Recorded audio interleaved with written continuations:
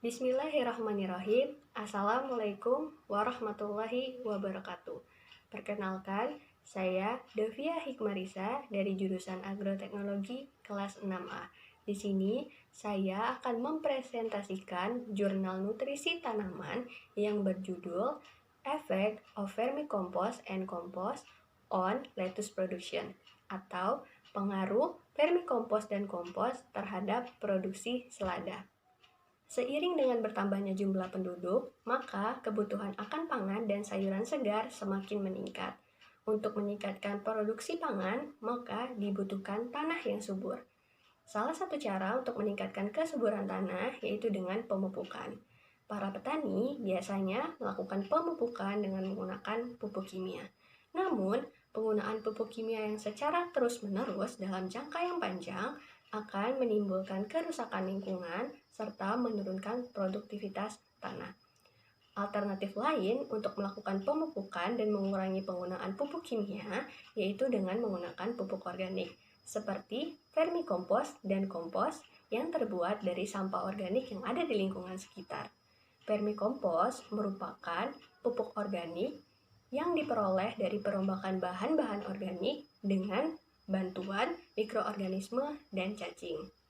Vermicompost dan kompos akan meningkatkan dan memenuhi nutrisi tanaman serta membantu meningkatkan kualitas dan kesuburan tanah, tidak mencemari tanah, dan tentunya dapat meningkatkan kualitas dan kuantitas produk yang nantinya akan dipanen. Bahan dan metode yang digunakan dalam penelitian yaitu 1. Pupuk anorganik berupa urea, 2.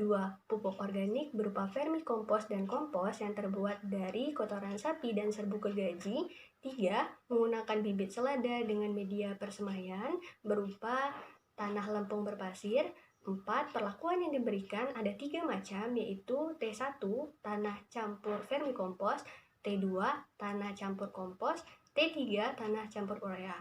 Kemudian yang kelima, parameter yang diamati yaitu tinggi tanaman, bobot total, kandungan NP, K, Ca, Mg, Fe, Zn, Cu, dan Mn yang terdapat pada tanaman.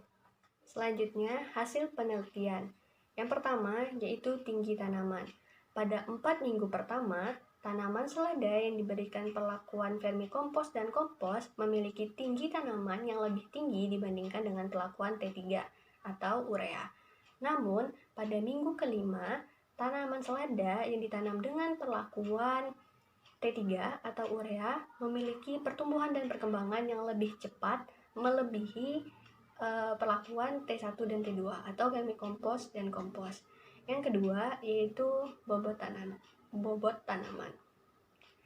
Tanaman selada dengan perlakuan T3 atau urea memiliki bobot yang lebih tinggi dibandingkan dengan perlakuan T1 dan T2, vermicompost dan kompos.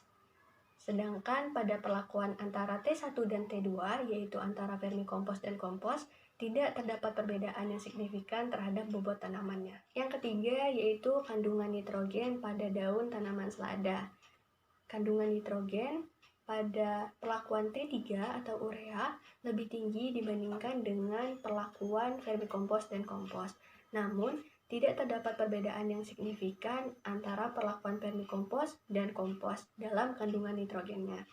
Nah, yang keempat yaitu kandungan fosfor pada daun. Nah, tidak terdapat perbedaan yang signifikan terhadap kandungan fosfor pada daun selada, baik itu perlakuan T1, T2 maupun T3. Yang kelima yaitu kandungan kalium pada daun selada. Perlakuan T3 atau urea memiliki kandungan kalium yang paling tinggi dibandingkan dengan perlakuan lainnya.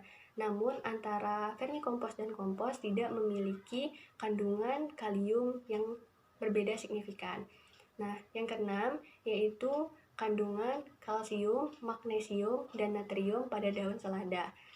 Kandungan kalsium dan magnesium terendah terdapat pada perlakuan urea, sedangkan kandungan natrium tertinggi terdapat pada perlakuan kompos. Selanjutnya yaitu hasil penelitian mengenai kandungan Fe, Zn, Mn, dan Cu pada daun tanaman selada. Kandungan Fe atau besi tertinggi terdapat pada perlakuan vermikompos, sedangkan untuk kandungan Zn atau seng, yaitu tidak terdapat perbedaan yang signifikan antar ketiga perlakuan. Nah, untuk kandungan mangan terendah terdapat pada perlakuan urea. Sedangkan untuk perlakuan vermikompos dan kompos tidak terdapat perbedaan yang signifikan. Dan yang terakhir yaitu kandungan Cu atau tembaga. Nah, pada ketiga perlakuan tidak terdapat perbedaan yang signifikan. Namun, antara perlakuan pupuk vermikompos dan kompos memiliki perbedaan yang signifikan. Sekarang kita masuk ke bagian pembahasan. Seperti yang telah kita ketahui bahwa tinggi tanaman selada tertinggi terdapat pada perlakuan vermikompos. Mengapa demikian? Hal ini karena pada pupuk organik seperti vermikompos terdapat fitohormon yang merangsang pertumbuhan dan perkembangan tanaman. Selanjutnya, kita juga mengetahui bahwa bobot selada terendah terdapat pada perlakuan pupuk organik. Hal ini karena selada merupakan tanaman dengan siklus hidup pendek, memiliki rasio karbon dan hidrogen yang tinggi, serta kondisi lingkungan dengan suhu rata-rata 18 derajat Celcius. Nah, kondisi ini menyebabkan mineralisasi hara berlangsung lambat. Nah, akibatnya hara yang terserap pun semakin sedikit dan akhirnya hara yang berkontribusi dalam produksi tanaman pun semakin rendah dan bobot pun semakin rendah. Nah, selain itu, kita juga mengetahui bahwa pupuk organik menyebabkan rendahnya kandungan nitrogen pada tanaman. Nah, rendahnya kandungan nitrogen ini karena nitrogen pada pupuk organik bersifat imobilisasi. Artinya, pergerakannya tersebut terbatas serta mudah hilang jika diberikan pada tanah. Nah, untuk pupuk urea memberikan kandungan nitrogen yang tinggi pada tanaman karena urea merupakan pupuk yang kaya akan nitrogen serta memiliki kelarutan yang tinggi. Rendahnya kandungan hara fosfor pada tanaman yang diberikan perlakuan pupuk organik karena pupuk organik hanya mengandung sekitar 20-40% dari total kandungan P yang terdapat pada tanaman. Selanjutnya kita beralih ke kandungan natrium. Perlakuan vermikompos menyebabkan penurunan natrium pada tanaman. Hal ini merupakan suatu yang positif karena apabila natrium terdapat dalam konsentrasi yang tinggi dalam tanaman, maka dapat memicu adanya penumpukan garam. Penumpukan garam akan menyebabkan salinitas tanah serta bersifat toksik bagi tanaman.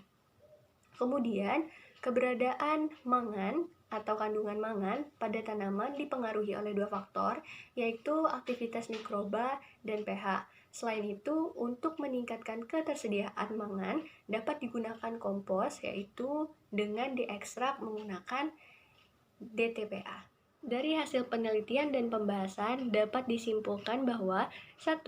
Penggunaan vermikompos dan kompos yang diproses selama 25 minggu menggunakan kotoran sapi perah menyebabkan konsentrasi hara pada daun selada dalam kondisi yang optimal, baik itu kandungan hara kalsium, kalium, magnesium, maupun mangan.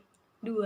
Penggunaan vermikompos dan kompos bukanlah cara yang terbaik untuk mendapatkan makronutrien seperti kandungan nitrogen dan fosfor. 3. Vermikompos menyebabkan kandungan magnesium, besi, seng, dan tembaga pada tanaman meningkat, namun konsentrasi Na-nya lebih rendah. Baiklah, sekian presentasi yang dapat saya sampaikan. Apabila ada kesalahan, saya mohon maaf dan kepada Allah Subhanahu wa Ta'ala saya mohon ampun. Terima kasih. Saya akhiri. Wabillahi taufiq wal hidayah. Wassalamualaikum warahmatullahi wabarakatuh.